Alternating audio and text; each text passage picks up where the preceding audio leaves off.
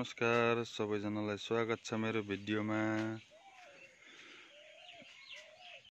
नयाँ ल्याएका मौरीले कुट बोक्न थालिसकेका छन्, हेर्नु होला।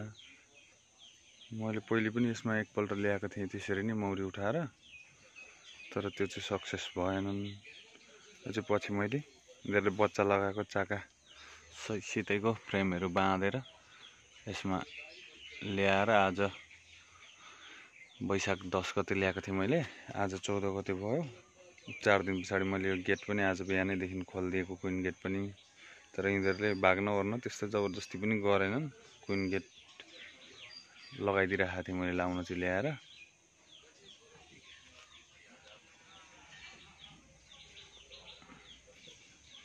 काम गर्न थालिसकेका छन् यिनीहरूले। हिजो अलिअलि बोक्दै थिए, आज बिहानैदेखि मजाले बोकिरहेका छन् कुट।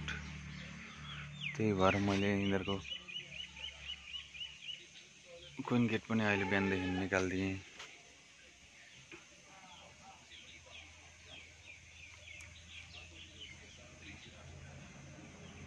योभन्दा पहिले पनि मैले यो डुँडमा नयाँ हो थियो यो, त्यसपछि बितपाते भए, क्विन सेल पनि बनाएका थिए तर सक्सेस भएन।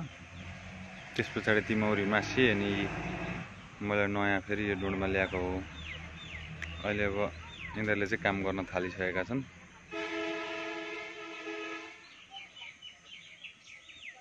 मौसम पनि राम्रो छ आज, राति पानी परेको थियो हल्का।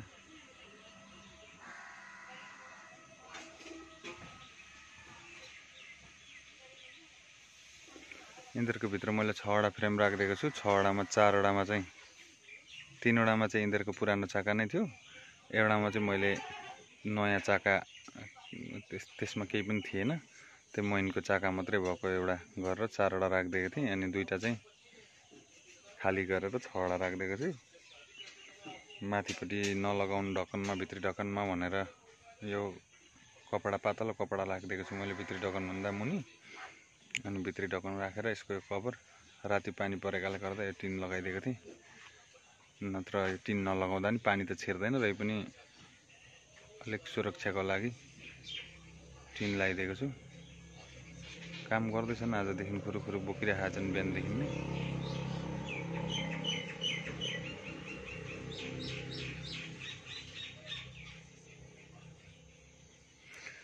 र मसँग भएका अर्का डुँडका पनि छन्। अब ती चाहिँ पुराना हुन्, ती काम गरिरहेकै छन्। र मैले नयाँ डुँड पनि, एउटा माटोको डुँड पनि बनाएको छु। मसँग पुरानो भएका चाहिँ यी हुन्। अब यिनीहरू काम गरिरहेका छन्। यसमा पनि साङ्ला लागेछ के भएर एकपल्ट अस्ति, त्यही भएर उतापट्टिकोबाट त्यति साह्रो यिनीहरू आउने जाने पनि गर्दैन थिए। मैले बन्दै गरिदिएँ। गर्मी त गर्मी नै छ, र पनि अब यो मैले सानो बनाइदिएको थिएँ यहाँ यिनीहरूको आउने जाने ठाउँ पनि। यो गोबरले फेरि काटेर आफै ठुलो बनाइहाल्ने रहेछ, त्यही भएर ठुलो बनाइहालेर उतापट्टिको चाहिँ मैले बन्दै गरिदिएँ। यतापट्टि एकतिर भएपछि त अलिक यिनीहरू अब राति पनि यहीँ हुन्छन्, त्यो भएकोले गर्दा छिर्दैन कि त्यसरी साङ्लाहरू भनेर गरिदिएको छु। अस्ति चाहिँ मैले 3-4वटा साङ्ला पनि छिरेको रहेछ। अनि 3-4वटा साङ्ला पनि दुईपट्टि नै पाउला खोलेर कसो गरेर चाहिँ साङ्लाहरू हटाएँ। अब त्यसपछि चाहिँ छैन कि भन्ने छ, हेर्नुपर्ने छ फेरि। अहिले चाहिँ यिनीहरू त अब राम्रो काम गरिरहेका छन्। सबैभन्दा पहिले आएका यिनै हुन्। यी चाहिँ आफै आएका हुन्, यिनीहरू राम्रो काम गरिरहेका छन्। बच्चाहरू पनि यिनीहरूको एकपल्ट निक्लिसकिसक्यो। र अर्को डुँडमा पनि छ नयाँ, ती यिनीहरूदेखि पछि आएका, ती पनि काम गरिरहेका छन्। तिनीहरू चाहिँ त्यति साह्रो आउने जाने गरेका पनि थिएनन्, तिनीहरूको पनि बच्चा निस्किने बेला भयो होला। र यी चाहिँ हुन् मेरा सेकेन्ड पालि आएका मौरी। यतापट्टि अलिक यिनीहरूलाई आउँदैखेर पनि यतैबाट मन पराएर आएका थिए र मैले यतै राखिदिएको छु यसको। यो चाहिँ निकै ठुलो छ डुँड चाहिँ, सङ्ख्या चाहिँ त्यति साह्रो ठुलो थिएन, ठिकैको सङ्ख्या थियो। यही आउनेहरूले यसमा भन्दा पहिले मसँग भएको अर्को डुँडमा पनि हेरेका थिए, तर त्यसमा भन्दा पनि यसैमा मन पराएर बसेका हुन्। यी पनि काम गर्दैछन्। यो पनि पुराना, यिनीलाई चाहिँ मैले आएदेखि नै हेरेको पनि छैन एकपल्ट पनि। अलि माथि पनि छ, त्यो भएकोले गर्दा अलिक सजिलो, हेर्नलाई नै अलि अप्ठ्यारो छ र त्यति साह्रो हेरेको पनि छुइनँ। र मैले नयाँ बनाएको डुँड चाहिँ यो चाहिँ मैले नयाँ बनाएको हो। यो चाहिँ माटो गोबर गरेर अनि यसको भित्र चाहिँ चित्रा छ अनि त्यसलाई बेरेर त्यसको बाहिरबाट चाहिँ मैले लगभग 1.5 इन्ची जति नै मोटाइ छ यसको। यति भरिको चाहिँ मोटाइ हो यसको। यति चाहिँ पुरै मोटाइ छ।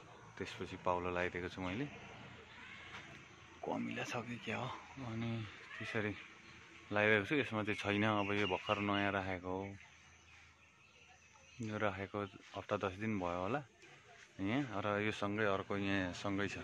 पहिले यसलाई एकपल्ट मजाले हेरेका थिएँ अनि यसैमा नआएका चाहिँ त्यो डुँडमा आएको हुन्, अर्को ठुलो डुँडमा। यसको पहिला तिनीहरूले हेर्दा यसको मुढा भनेको यता दक्षिण फर्केको थियो। अहिले मैले यसको मुढा चाहिँ मुख चाहिँ यता पश्चिम फर्काइदिएर राखिदिएको छु। अलि अप्ठ्यारै ठाउँ छ यहाँ हाम्रो, त्यही भएर यसको अगाडि खुल्ला पनि त्यति साह्रो यस्तो छ र यसलाई यता फर्काएर राखिदिएको छु। भएन यो दुईटामा कुनै एउटामा मौरी भएपछि चाहिँ म यसलाई सार्ने छु। यसमा भए यसलाई सार्ने छु र यसमा आयो भने यसलाई सार्ने छु। मैले पक्रेर हालेँ भनेदेखि चाहिँ म यसैमा हाल्छु। अब आफै आउने क्रममा चाहिँ दुईटामा जुनमा आउँछन् नआउनेलाई चाहिँ म अन्तै सार्ने छु। यसको अब बनाएको चाहिँ मैले भिडियो बनाइनँ। बिचमा त्यति साह्रो अलिक म व्यस्तताको कारणले भिडियोहरू पनि बनाइनँ। त्यो भएकोले गर्दा हो। यो चाहिँ भित्रपट्टि अब यसलाई हाम्रोतिर त चित्रा भकारी भन्छ त्यो धानहरू राख्ने। म तपाईँलाई देखाउने छु, त्यो पनि यहाँ मसँग छ अलिकति पुरानो। त्यसैलाई चाहिँ मैले बेरेर अनि भाटाहरू बाँसको भाटाहरू लगाएर तारहरूले बाँधेर भित्रबाट अनि बाहिरबाट चाहिँ गोबरले लिपेर त्यसपछि माटोले त्यहाँबाट भुस माटोहरू गरेर गोबरहरू गरेर बनाएको हो। निकै मजाको भएको छ, भित्र पनि बाक्लो छ निकै।